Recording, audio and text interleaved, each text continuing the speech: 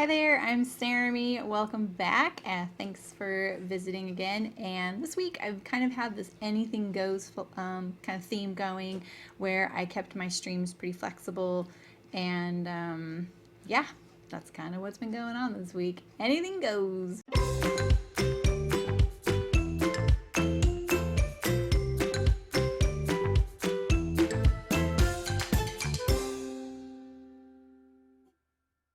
So I'm trying to get caught up on a few things. I feel like a lot of things are kind of finishing at the same time. You know, I have a pattern that I want to do, which is kind of a free pattern, but I still want to finish it. And I say it that way because I don't think anybody really wants it, and it's my laundry basket pattern. But I have to see things through. I'm a finisher. That's one thing I'm really good at. Um, and I don't know, I was just kind of feeling like I have to get this bag project done and I have plenty of time, but I am definitely, I'm not really a procrastinator. I mean, sometimes I can be, but really it's just that I can cut things close because I know I can do it. And I don't like doing it for projects that, you know, are really important. And I was really, really flattered and honored I was asked to make some bags for this project. So I designed a little bag, I designed a fabric for it, which I'm such a novice at designing fabric, but it turned out pretty good, and I'll give you a little peek at it. And I don't know, I just had a lot of things going on. I just needed it to be really flexible. That being said, I'm still sticking to my streaming schedule, so it's not as flexible, I guess, as it could be, except that I'm not doing all the prep I would be doing for normal live streams. So here's the little bag that I designed, and I designed the fabric for, I made it in a bunch of different colors, backgrounds. It's got like a little speckle there, and they're marigolds because I know that the dye plant that's going to be used is most likely marigolds for this yarn. I think I mentioned it's a yarn club, right? So yeah, and so this little bag, this kind of kicked off my design and manufacturing video series because it kind of put me through kind of back in time into when I used to design and manufacture this like a line of accessories, and kind of refresh some of my memories so that I could kind of compose that series, give as many tips as I could to people. And so this little bag, you know, it can sit, like if it's sitting flat on the table right here, this is the profile, which I kind of love, the little like, you know, lift of the pocket. I'm acting like I'm selling this to you. I know you could care less about this, but it also can stand up like this. So this was the bottom right here. And then the yarn would sit at the bottom of the bag, and your project sits on top, and you can still carry it around by this handle. So, and it'll hold a lot, you know. So, and then I also designed a fabric for her. She doesn't know about this yet, because it's called the Made Here Club, and so that's a little chubby sheep, and then some dye plants and a little dye pot. So I'm pretty excited about this. I'm really glad that it's almost done, and I get to share it with them. And I'm gonna make it into a pattern to be able to sew and sell as well eventually. So hopefully I'll do that. We'll see. The other thing I worked on this week, or I wanted to start, was this experiment on making my own bathroom rugs. And when I started kind of thinking it through, I realized basically I'm making quilts for the floor, and I'm kind of glorifying it by calling it a rug, or maybe I'm glorifying the rug by calling it a quilt. I'm not sure. But, and so this is kind of a mini fabric haul as well. So I got my order from Fabric Worm because I like ordering from her because she does, beyond fat quarter bundles, she'll do like half yard bundles. And I thought I bought a half yard bundle of this fabric, and I guess I didn't, but it all worked out. I figured it out live on camera, which was exciting. and like I say, I like to make lemonade out of lemons. And I find that sometimes when you're kind of thrown a curveball with a project and you have to really drastically alter what your plan is, sometimes you end up with something as good, if not better, than what you're planning on, because it kind of stretches you creatively a little bit. So that's what ended up happening. And I really love Carolyn Friedlander. And so this is part of the bundle right here. I didn't end up using these fabrics right here. This is also a Carolyn Friedlander, but I just used that to add green. So I made my tops, and so I made these little half moon kind of shaped rugs. And I'm going to quilt them down. And this is the rest of the fabrics. I just love her prints. I know they're not very conventional, and I love that about them, you know.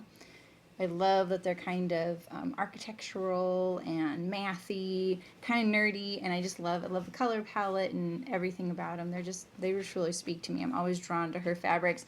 This right here is these napkins that I got at World Market that I think I've mentioned before for like $1 each, and I pieced them together. And so I'm just going to put some batting inside, and I'm putting some ice. I got a lot of flack for this, but I'm putting some Essex yarn dyed linen on the back. But here's the twist. I'm using this paint on non-slip stuff to make them tacky on the bottom so they don't slip around. Like I looked at fabric by the yard, I looked at the packaged fabric, I tried to find a non-slip fabric, and honestly that looked the most appealing, and I didn't even know it existed. I wish I would have, because I actually did this, like added Velcro, removable Velcro tabs on these stair skids that I got for my dog so that she doesn't slip on the wood stairs. I'm kind of simplifying the explanation of that, but basically they did have a non-stick backing, but they were still slipping, and anytime they jumped up the steps, just if their toe barely touched it, it would flip over like this, and so they made it kind of dangerous. And so what I did was I took no, I didn't use command strips. I used a sewable Velcro with a sticky back. I used a sticky back Velcro. It's really thin profile, and I sewed it onto those, and then I stuck them to my stairs, and they won't hurt the stairs. So that's what I did. But I wish I would have known about this paint on stuff. So I'll let you know how it goes. I thought it was arriving tomorrow, and it's not. So I guess my Anything Goes week is going to continue on Saturday, because now I don't know what I'm going to do on Saturday for my stream, because I was planning on quilting these tomorrow and then sewing, like binding them on Saturday on the stream, and then painting the non-slip stuff, and thought I'd have my bathroom rugs, but gosh darn it, my stuff's still in Michigan. So anyway, but I'm pretty excited about how this is coming along. They'll look really nice in my bathroom. I'll show you a little picture of my bathroom. I have this really beautiful bathroom now. I've lived in this house for about a year. But I'm still using rugs that I bought 12 years ago. They're kind of like, you can't see in the picture, but there's like threads coming off of them, and I don't know. So I'm doing 2 half circle shaped rugs. I started with the idea of using the free pattern by Closet Core Patterns. They don't have their logo on here, but they have this free poof pattern for, and I hate that word, by the way, but a hassock, or whatever you want to call it. I've made a bunch of these. They're essentially for putting all your fabric scraps in so you don't like throw them away. It makes them really heavy and stout, but these things are amazing. Like, I love making these. I've made so many variations on them for cat beds, dog beds. My dogs use one as a step stool to get onto the couch. I shouldn't really admit that, but that's true. And so I just thought I'd use this pattern just for the top to make this. I didn't use it identically. In fact, I changed it because I wanted a different dimension and everything. But I am making a little rug just with that top pattern, and I'm pretty excited about that. That's when it's going to sit in front of the toilet. I think it'll be really cute. So yeah, that's kind of inspired me just to keep it really simple, not overthink it. Like I said, I'm really, really busy. I got a lot of projects going on. And when this popped into my head, I'm one of those people that's pretty spontaneous, and especially around sewing and things. And I just want to act on it. And when I'm this busy, I get kind of down and out when I can't act on some of the more creative and fun things that pop into my head, because I feel like I'm not allowed to until I finish everything. And the thing is, nobody's putting these stresses or limitations or burdens on me except me. No one's expecting these things from me, and I really had to remember that this week. So that was my little lesson this week. I'm going to make an Anything Goes week, and it felt really good. So yeah. So the other couple of fabrics I got in my haul, my mini haul from Fabric Worm, is this Essex yarn dyed linen. It's like a 2-thread one, so there's like a copper and a black thread woven together. And then this oak leaf by Anna Graham, Noodlehead.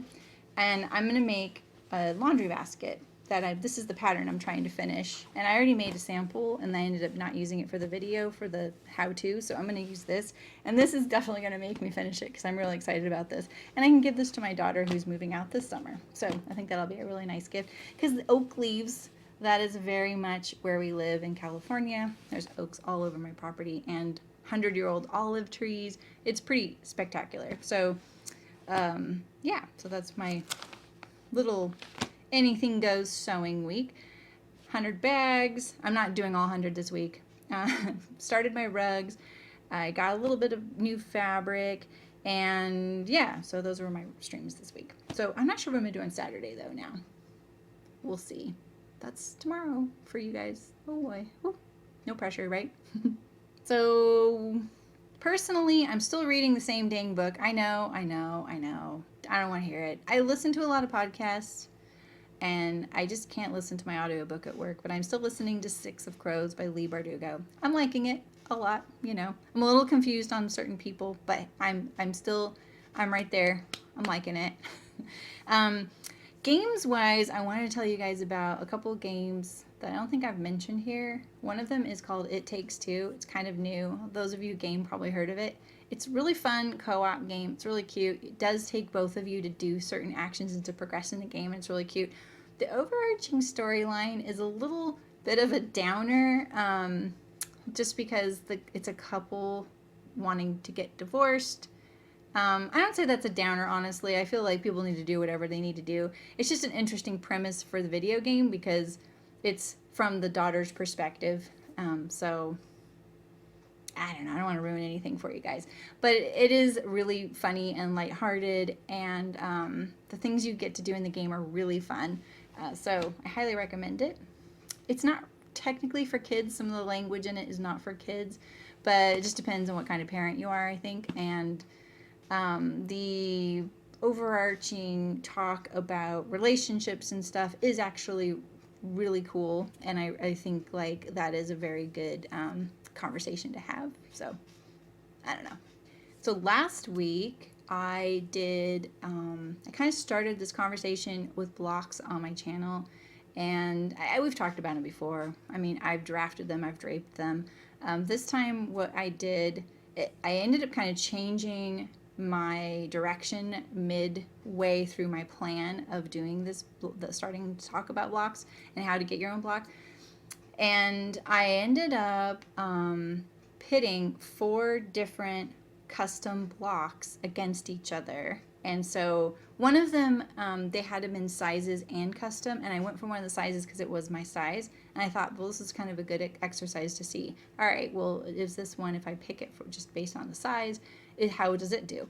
So I picked 4 different companies. I sewed them all up, tried them on my dress form, and I gave a little bit of, you know, a review of each one. So that was really interesting. One was free, one was $1.99, one was £7.99, and one was $10. And so they were in various price ranges. I would love to do more of these. It was pretty cool. And a bunch of folks got a few of them, so I'm really eager to hear their results as well. And if you do any of them, let me know. You can check out that video or check out my Instagram post to see what 4 companies I did, because that was pretty cool. And I think a good exercise. I don't need a block. I have one because I have a dress form, but you know, it was still like I definitely was like, okay, which one would I pick, you know? So that was kind of cool. The other thing I've been working on is I've been trying to gear up to become a journaler of sorts. My sister is a journaler. She's been journaling every day practically since she could write, and I'm not exaggerating. She has a lot of journals. And she's very much an inspiration, but I'm not going to be journaling like she does. Her journals are really pretty with washi tape, and they're really cute. Me, I already do some sort of like planning type of thing, and I'm trying to consolidate and get it in more of a like standardized format for myself. So I took a free bullet journaling class by Sarah Watts, and it's a good class, but I needed more like visuals and instruction. And I am just going to do my own thing. But that's going really good. I feel a lot better this week because I'm actually sitting down with my breakfast, looking at what my daily plan is. And then I tell myself partway through the day, you only have to do what's on that. That's all you have to do. There's no one telling you got to do more. And no one telling you didn't do enough if you don't do it all. So that's been really good. I highly recommend that. And you guys are probably all way ahead of me with that kind of thing. I just am not like, I'm a planner. I'm just not someone who documents very well. That's a good way to put it. Yeah, that's a good way to put it.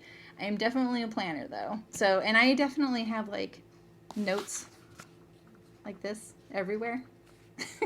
everywhere, you know. So, and I know where each one of those notes is, and I keep really good track of them.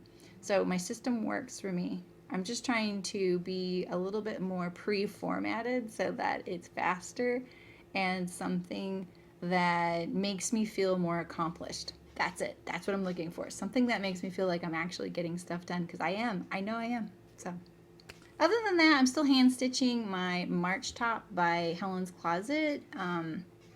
Trying not to have second thoughts about my direction, because it's going to be great no matter what, and I'm a beginner, so I think it's going to be great. And I really need to make some progress on that because it goes so quickly once I do. I had to like mend my jelly roll quilt, because remember I made jelly roll quilt duvet covers last September. I did a race with my chat race.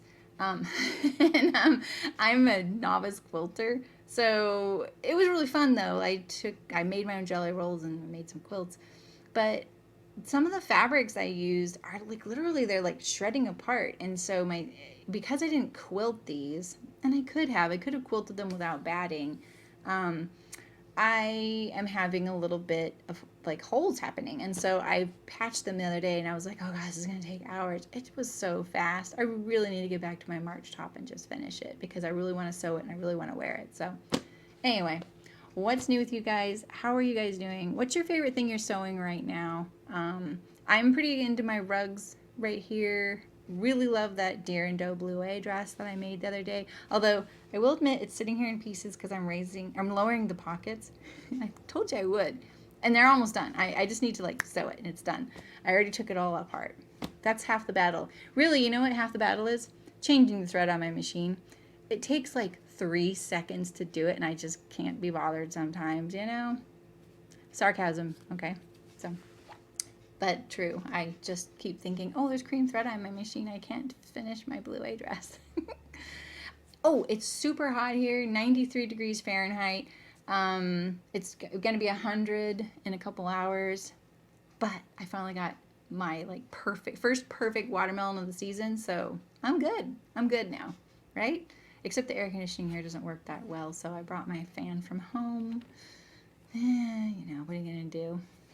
All right, well, I hope you're all staying nice and cool wherever you are, or nice and warm if you're in the Southern Hemisphere, and you're getting your summer or winter projects going.